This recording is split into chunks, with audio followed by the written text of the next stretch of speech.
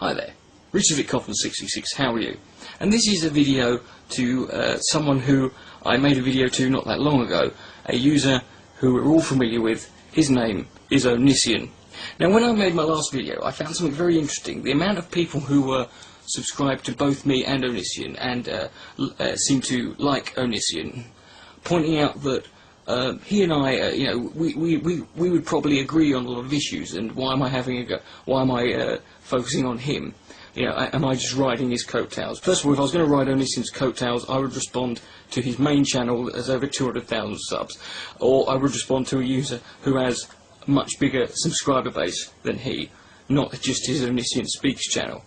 And the reason I'm focusing on him is because he is someone who I find interesting for that very reason. He and I probably do share a lot of opinions and do fall on the same side on many issues. Unfortunately, with Onision, the problem I have with him is too much of the time his attitude and his approach and the way he talks to people. It stinks. It's his shamelessness in being a cretin. Whether he listens or not, I don't know. But I came across a video he made on the Onision Speaks channel back in October and November of last year. So this is an old video. It's called How to Quit Smoking. Let's see if it works. It's a 2-minute long video, which I think is a bold fucking thing to try in itself. Thinking that you can teach people how to quit smoking simply in 2 minutes. Some people are strong and they say, I don't want to do that anymore, and they just stop.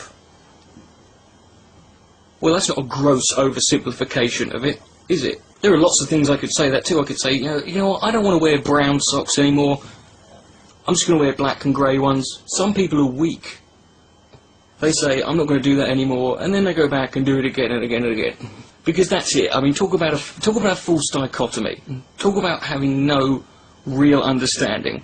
Talk about being, you know, I defy anyone who's ever been in that position to quit anything that has a hold over them, like smoking does, or like any other addictive activity, where it's just that simple. You just quit and you go.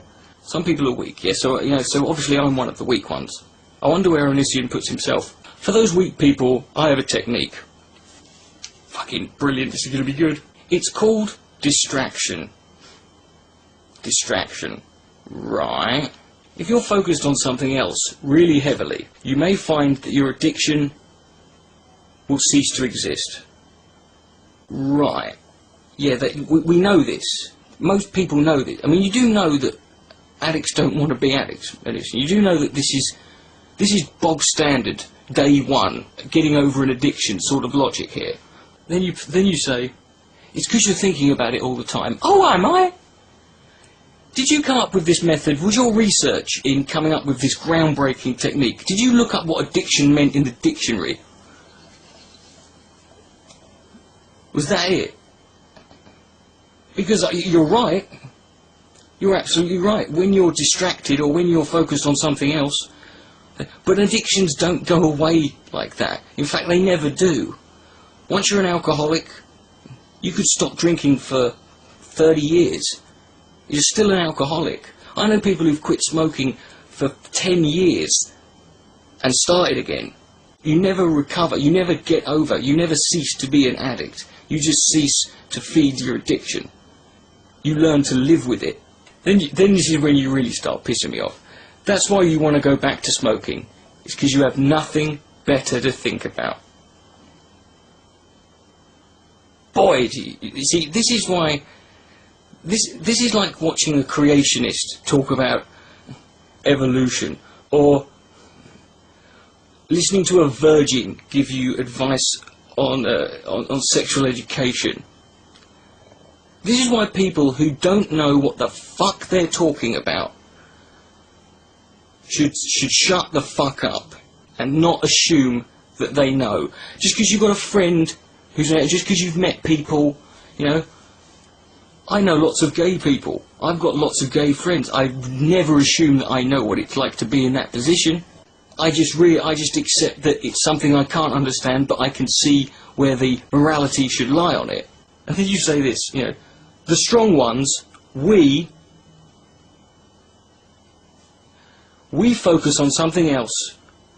We get the urges, we say, we're going to play the piano or write a book. Yeah, how many books have you fucking written, Onision?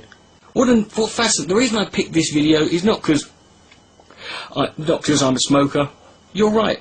It's a disgusting habit. And you can say, I'm weak for doing it, and you're probably right. That's probably a fair comment. This is the problem with you, Onision. It's not that you and I would not probably agree on many things and many issues, and we could probably have a very fascinating conversation. It's your assumption that you are so right that you can talk to people as if they're less than you. You call them weak ones. You call yourself strong. And the cognitive dissonance is fascinating. Let me read you something. This was quoting verbatim another YouTuber, a YouTube user who recently had his account, had a strike put on his account when a video of his was falsely flagged. Now, we all know what it's like to be falsely flagged and have your account nearly taken away from you. I know personally. This is what one YouTuber said in a video after he had a video falsely flagged. This is upsetting to me because this is my entire life. If I can't make videos, I don't feel like I have a purpose for living. A lot of people probably know the story.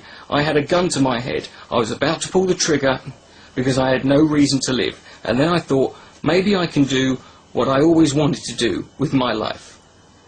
So you guys who are not just taking away my YouTube career, you're trying to take away my life. Do you know who said that? Onision does, because it was him in a video about a week ago. You have the gall, Onision, to sit there and talk about being strong, about advice to people who have addictions and who have afflictions of which you clearly have no personal experience on. You have the gall to sit there and think you can tell somebody that they're weak and that you're strong and that these, and that they need to get over it. It's all in their head. When you sit there and admit on a video that you will basically kill yourself if you couldn't upload YouTube videos. Now, there's nothing wrong with caring about your account, Onision. I care about mine, and no one wants to lose it. But you know what? I consider you in a much more precarious position with your addiction than I do with mine. Yeah, smoking is by no means a productive or valuable activity. And YouTube videos are a much more productive and valuable and positive way. But addictions, Onision, are always bad. There are no good addictions. And I cannot, for 1 minute, sit here and tell you how laughably absurd you make yourself look when you feel you can talk down to people whom you are no better than. Because I could lose my account tomorrow, and you know what? I'd be gutted. I'd be pissed off. And I'd be upset about it. But I can tell you this. At no point would suicide go through my head. And at no point would I threaten to kill myself over it. Because there are 1,000,001 other reasons I could find to carry on living other than this. Can I suggest you try distracting yourself from YouTube and see how well you do? And if you get the urge, just write a book. Richard Dick Coughlin 66. Good night. Ain't got to be less.